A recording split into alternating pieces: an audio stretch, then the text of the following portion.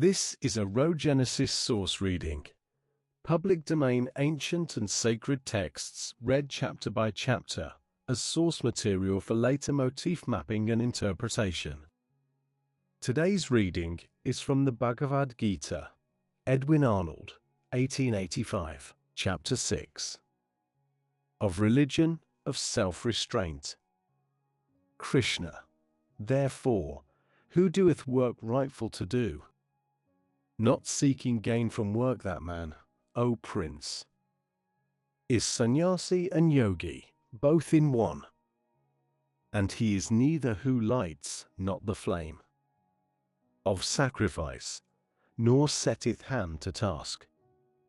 Regard as true renouncer him that makes worship by work, for who renounceth not, works not as yogin, so is that well said.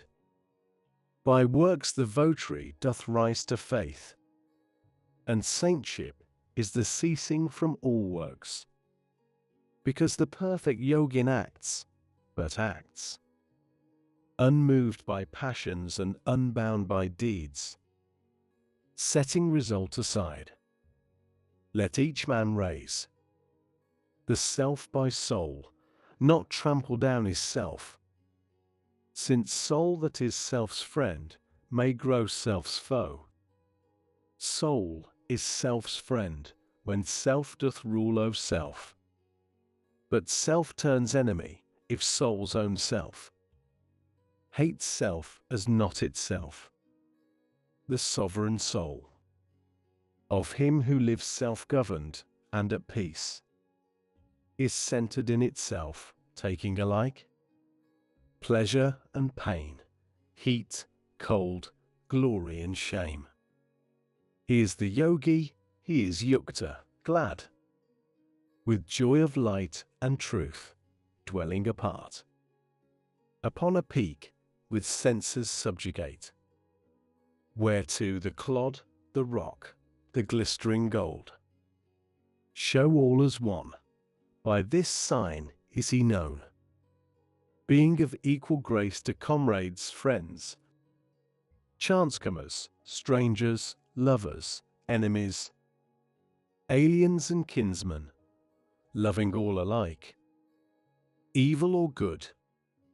Sequestered should he sit, steadfastly meditating, solitary, his thoughts controlled, his passions laid away, quit of belongings, in a fair still spot, having his fixed abode, not too much raised, nor yet too low. Let him abide his goods, a cloth, a deerskin, and the kusa grass. There, setting hard his mind upon the one, restraining heart and senses, silent, calm.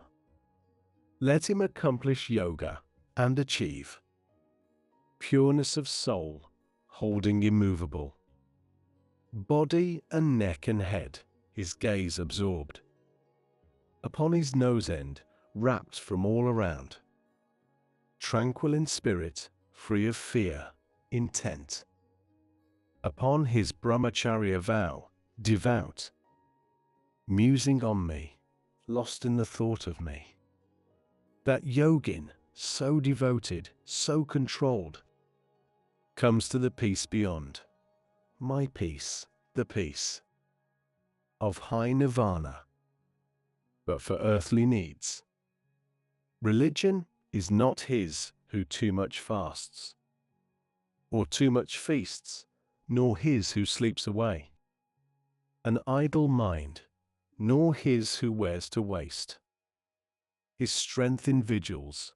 Nay, Arjuna, I call that the true piety which most removes of earth acts and ills, where one is moderate in eating and in resting and in sport, measured in wish and act, sleeping betimes, waking betimes for duty.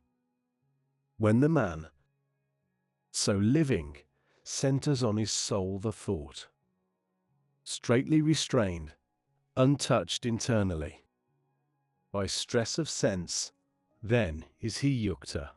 See, steadfast a lamp burns sheltered from the wind.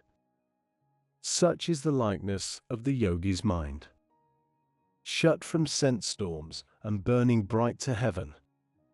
When mind broods placid, soothed with holy wont, when self contemplates self, and in itself hath comfort, when it knows the nameless joy, beyond all scope of sense, revealed to soul, only to soul, and knowing wavers not, true to the Father truth, when, holding this, it deems no other treasure comparable, but, harbored there, cannot be stirred or shook by any gravest grief.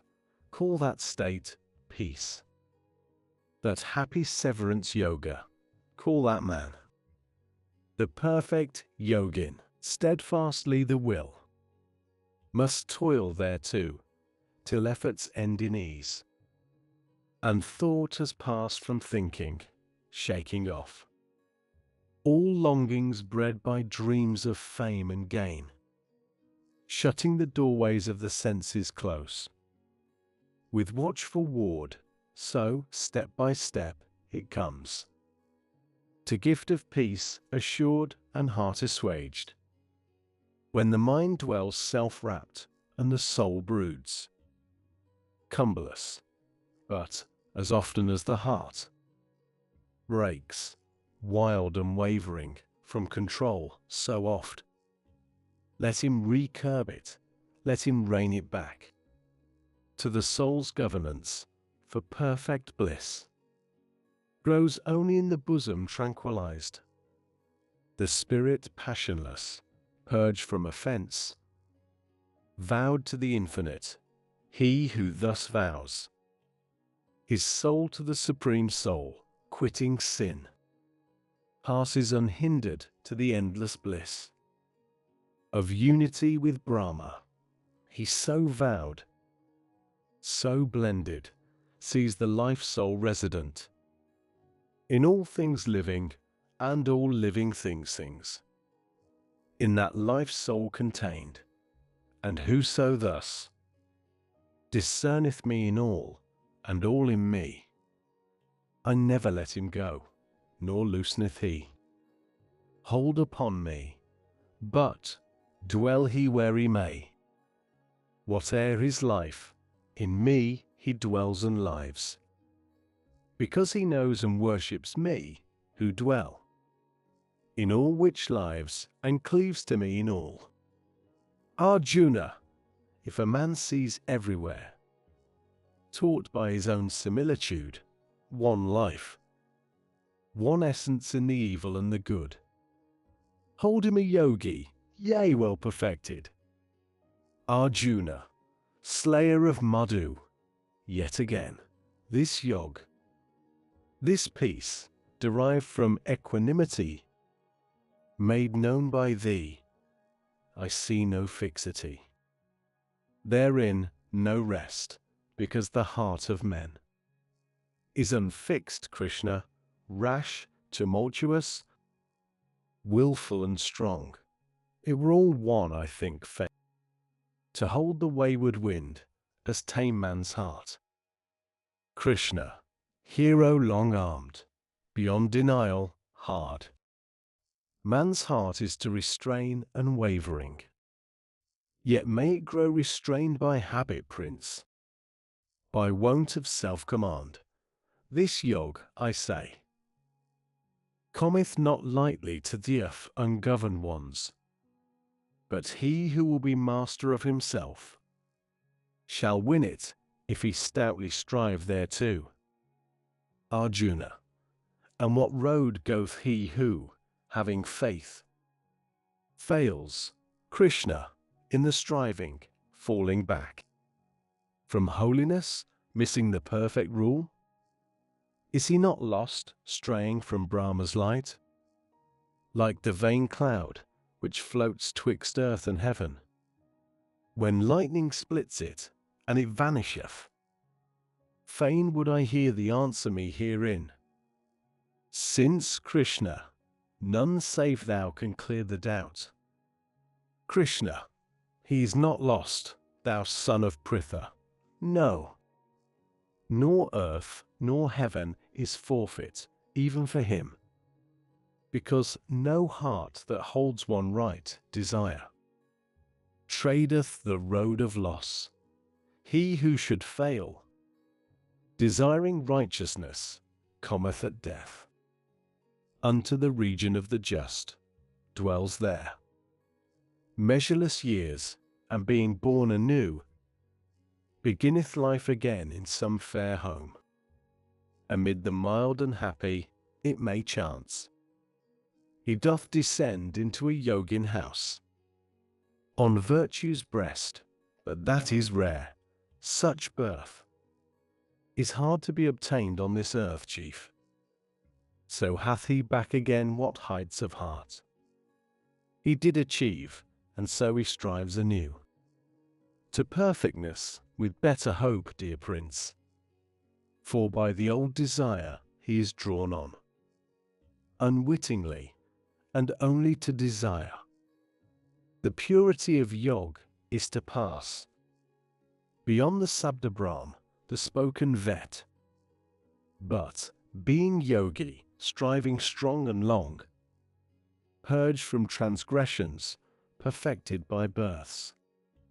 Following on births, he plants his feet at last upon the further path, such as one ranks above ascetics, higher than the wise, beyond achievers of vast deeds. Be thou Yogi Arjuna, and of such believe, truest and best is he who worships me, with inmost soul stayed on my mystery. Here endeth chapter 6 of the Bhagavad Gita, entitled Atma Sanya Mayog, or the Book of Religion of Self-Restraint. This reading now enters the Rhogenesis Source Archive. Later, we will return to it to trace its motifs, symbols, and recurring questions across other traditions. For now, the source has spoken. The source returns first. Meaning follows. Thank you for listening. If something in this reading stayed with you, a motif, a symbol, or a question, feel free to share it in the comments. And if this reading resonated, leaving a like helps signal what is worth continuing to explore. If you're interested in public domain ancient and sacred texts, you can subscribe to follow future readings, released chapter by chapter.